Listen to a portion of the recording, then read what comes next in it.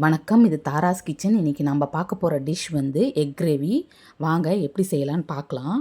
முதல்ல 2 வெங்காயத்தை கட் பண்ணி மிக்சியில் அரைச்சி வச்சுக்கலாம். 2 தக்காளியும் அரைச்சி வச்சுக்கலாம். 4 முட்டை, 2 ஸ்பூன் தனி மிளகாய் தூள், 2 ஸ்பூன் சிக்கன் மசாலா தூள், 1 ஸ்பூன் மஞ்சப்பொடி, 1 ஸ்பூன் சோம்பு, கருவேப்பிலை, கொத்தமல்லி, மிளகுத்தூள், எண்ணெய்.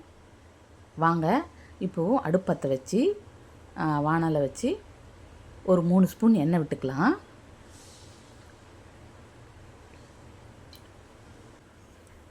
எண்ணெய் சூடானதும் எடுத்து வச்சுருக்க ஒரு ஸ்பூன் சோம்பு போட்டுடலாம். சோம்பு பொரிஞ்சதும் கருவேப்பிலை உருவி போட்டுக்கலாம். கருவேப்பிலை பொரிஞ்சதும் எடுத்து வச்சுருக்கு இல்லைங்களா மசாலா, அது எல்லாத்தையும் சேர்த்துக்கலாம். இப்போது மசாலா தூள் போட்ட உடனே அரைச்சி வச்சுருக்க வெங்காயத்தை சேர்த்துக்கலாம்.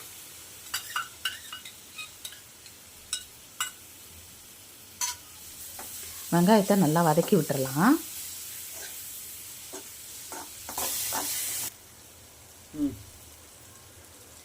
இப்போது வெங்காயம் வதங்கினதும் தக்காளி விழுதை சேர்த்துக்கலாம்.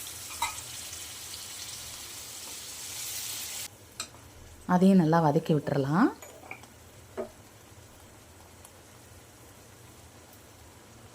இப்போ இந்த டிஷ்ஷுக்கு தேவையான உப்பை சேர்த்துக்கலாம்.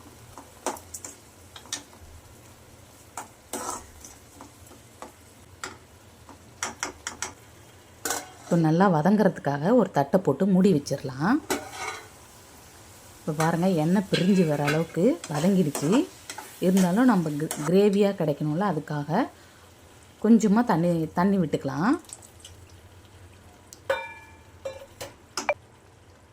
மசாலாவும் நல்லா கொதிக்கணும், பச்சை வாசம் போகிறதுக்கு. அதனால் ஒரு தட்டை போட்டு மூடி வச்சுக்கலாம். இப்போ நல்லா வதங்கிடுச்சு, மசாலாவும் பச்சை வாசம் போயிடுச்சு. இப்போ எடுத்து வச்சுருக்க 4 முட்டையை அப்படியே ஒன்று ஒன்றா உடச்சி விட்டுக்கலாம்.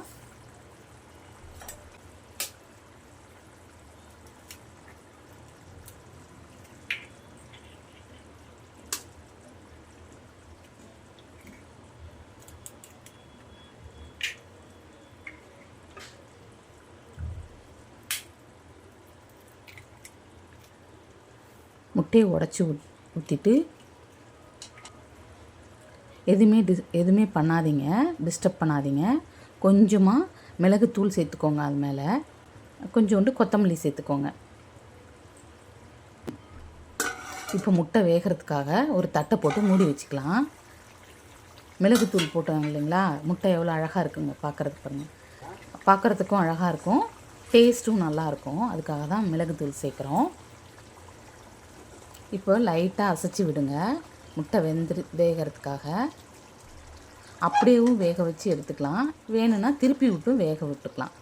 நான் இப்போ திருப்பி விட்டுட்டேன்.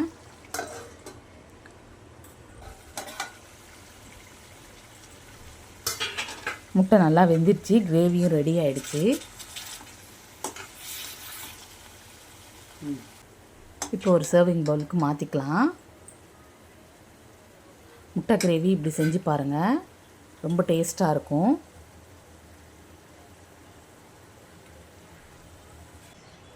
தேங்க்யூ.